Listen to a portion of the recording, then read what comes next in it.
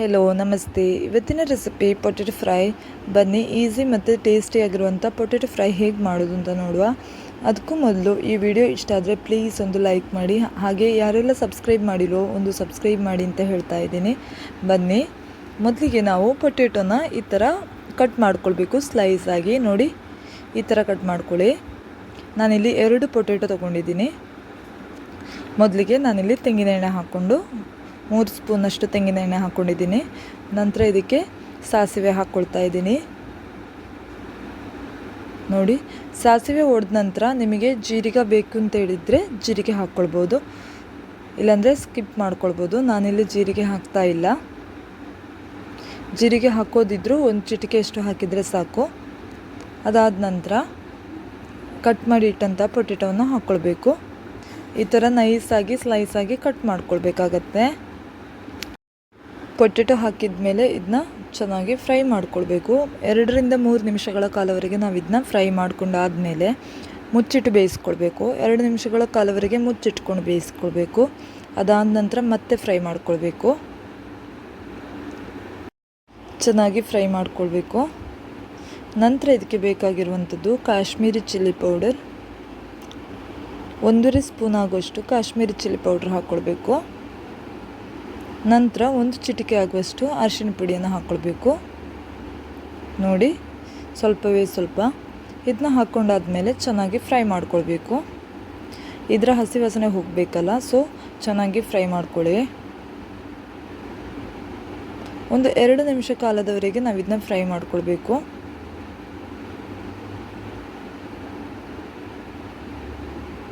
ನೋಡಿ, ತುಂಬ ಟೇಸ್ಟಿಯಾಗಿರುವಂಥ potato fry. ತುಂಬ ಸಿಂಪಲ್ ಆಗಿರುವಂಥ ರೆಸಿಪಿ ಇದು, ಹಾಗೆ ಅಷ್ಟೇ ಟೇಸ್ಟಿನೂ ಹೌದು. ನೋಡಿ, ಈ ಥರ ಮಾಡಿದರೆ ಕ್ರಿಸ್ಪಿಯಾಗಿ ಸಿಗತ್ತೆ ನಮಗೆ. ಬನ್ನಿ, ಇದಕ್ಕೆ ನಾವು ಇವಾಗ ಉಪ್ಪನ್ನು ಹಾಕ್ಕೊಳ್ಬೇಕು.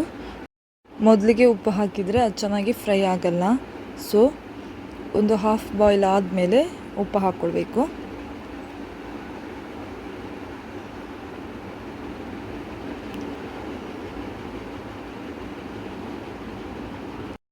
ಎರಡು ಪೊಟೆಟೊ ಇದ್ದರೆ ಸಾಕು. ತುಂಬ ಟೇಸ್ಟಿಯಾಗಿರುವಂಥ ಪೊಟೆಟೊ ಫ್ರೈ ಮನೇಲೇ ಮಾಡ್ಕೊಳ್ಬೋದು. ಉಪ್ಪನ್ನು ಹಾಕಿದ ಮೇಲೆ ಚೆನ್ನಾಗಿ ಫ್ರೈ ಮಾಡ್ಕೊಳ್ಳಿ. ನೋಡಿ, ಈ ಥರ ಫ್ರೈ ಮಾಡ್ಕೊಳ್ಳಿ. ನಂತರ ಇದಕ್ಕೆ ಹಾಕಬೇಕಾಗಿರುವಂಥದ್ದು ಈರುಳ್ಳಿ. 1 ಈರುಳ್ಳಿಯ ಅರ್ಧ ಭಾಗದಷ್ಟನ್ನು ಈ ಥರ ಕಟ್ ಮಾಡಿ ಹಾಕ್ಕೊಳ್ತಾ ಇದ್ದೀನಿ ನೋಡಿ. ಆಮೇಲೆ ಬೇಕಾಗಿರುವಂಥದ್ದು ಹಸಿಮೆಣಸಿನಕಾಯಿ. ನಾನಿಲ್ಲಿ 2 ಹಸಿಮೆಣಸಿನಕಾಯಿ ಹಾಕ್ಕೊಳ್ತಾ ಇದ್ದೀನಿ. ನೀವು ಖಾರಕ್ಕನುಗುಣವಾಗಿ ಹಾಕ್ಕೊಳ್ಳಿ. ತುಂಬ ವೆರೈಟಿ ಆಗಿರುವಂಥ ಪೊಟೆಟೊ ಫ್ರೈ. ಜಸ್ಟ್ ಒಮ್ಮೆ ಫ್ರೈ ಮಾಡಿಕೊಂಡು ಇದನ್ನ ಮುಚ್ಚಿಟ್ಕೊಂಡು ಬೇಯಿಸ್ಕೊಳ್ಳಿ. ನೋಡಿ, ಒಂದು 2 ನಿಮಿಷ ಆಗೋವರೆಗೆ ನಾವು ಇದನ್ನ ಮುಚ್ಚಿಟ್ಕೊಂಡು ಬೇಯಿಸ್ಕೊಳ್ಬೇಕು. ಯಾರೆಲ್ಲ ಈ ವಿಡಿಯೋ ನೋಡ್ತಾ ಇದ್ದೀರಾ, ಟ್ರೈ ಮಾಡೋದಕ್ಕಂತೂ ಮರಿಬೇಡಿ. ಅಷ್ಟು ಟೇಸ್ಟಿಯಾಗಿರುವಂಥ ಪೊಟೆಟೊ ಫ್ರೈ ಇದು. ನೋಡಿ, ಆಲ್ಮೋಸ್ಟ್ ಫ್ರೈ ಆಗಿದೆ.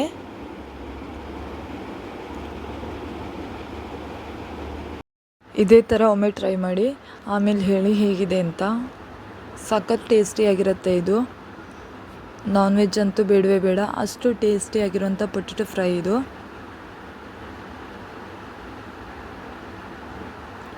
ಕೊನೆಗೆ ನಾವಿಲ್ಲೇ ಹಾಕಬೇಕಿರುವಂಥದ್ದು 1 ಚಿಟಿಕೆಯಷ್ಟು ಪೆಪ್ಪರ್ ಪೌಡ್ರ್ ಹಾಕ್ಕೊಳ್ಬೇಕು. ನೋಡಿ, ಉಪ್ಪು ಕಮ್ಮಿ ಆಗಿದ್ದರೆ ಈ ಟೈಮಲ್ಲೇ ಹಾಕ್ಕೊಳ್ಬೋದು. ನೋಡಿ, ನಾನು ಉಪ್ಪನ್ನು ಹಾಕ್ಕೊಳ್ತಾ ಇದ್ದೀನಿ. ನಂತರ 1 ಚಿಟಿಕೆಯಷ್ಟು ಪೆಪ್ಪರ್ ಪೌಡ್ರನ್ನು ಹಾಕ್ಕೊಳ್ತಾ ಇದ್ದೀನಿ. ನೋಡಿ, ಪೆಪ್ಪರ್ ಪೌಡ್ರ್ ಹಾಕಿದ ಮೇಲೆ ಒಂಚೂರು ಮಿಕ್ಸ್ ಮಾಡಿಕೊಂಡು ಫ್ರೈ ಮಾಡಿಕೊಂಡು ನಾವು ಇದನ್ನ ಮತ್ತೆ ಮುಚ್ಚಿಟ್ಕೊಂಡು 1 ನಿಮಿಷಗಳ ಕಾಲವರೆಗೆ ಬೇಯಿಸ್ಕೊಳ್ಬೇಕು.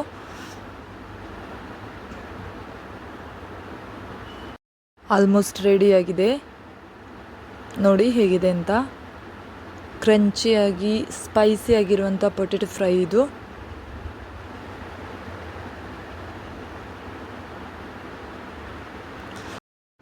ಕೊನೆಯಲ್ಲಿ ಕರಿಬೇವು ಸೊಪ್ಪಿದ್ರೆ ಹಾಕ್ಕೊಳ್ಬೋದು, ಆಯಿತಾ. ನನ್ನ ಹತ್ರ ಕರಿಬೇವು ಸೊಪ್ಪು ಇಲ್ಲ, ಸೊ ಹಾಕಿಲ್ಲ. ಕರಿಬೇವು ಸೊಪ್ಪಿದ್ರೆ ಹಾಕ್ಕೊಳ್ಳಿ. ಇದರ ಅರೋಮಾ ಅಂತೂ ಸಖತ್ತಾಗಿದೆ. ಅಷ್ಟು ಟೇಸ್ಟಿಯಾಗಿರುವಂಥ ಪೊಟೆಟೊ ಫ್ರೈ ಇದು. ಮನೆಯಲ್ಲೇ ಸಿಂಪಲಾಗಿ ಹೇಗೆ ಮಾಡ್ಬೋದು ಅಂತ ಹೇಳ್ತಾ ಇದ್ದೀನಿ. ಸೊ ಮಾಡೋದಕ್ಕೆ ಮರಿಬೇಡಿ.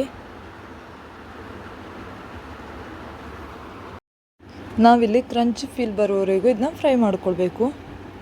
ಅಂದರೆ 1 ನಿಮಿಷಗಳ ಕಾಲವರೆಗೆ ನಾವು ಫ್ರೈ ಮಾಡಿದರೆ ಮತ್ತೆ 1 ನಿಮಿಷ ಇದನ್ನ ಮುಚ್ಚಿಟ್ಕೊಂಡು ಬೇಯಿಸ್ಕೊಳ್ಬೇಕು. ಆವಾಗ ಸಖತ್ ಕ್ರಂಚಿಯಾಗಿ ಸಿಗುತ್ತೆ ನಮಗೆ. ನೋಡಿ, ಕೊನೆಯ 1 ನಿಮಿಷಗಳ ಕಾಲ ನಾನು ಇದನ್ನ ಮುಚ್ಚಿಟ್ಕೊಂಡು ಬೇಯಿಸ್ಕೊಳ್ತಾ ಇದ್ದೀನಿ.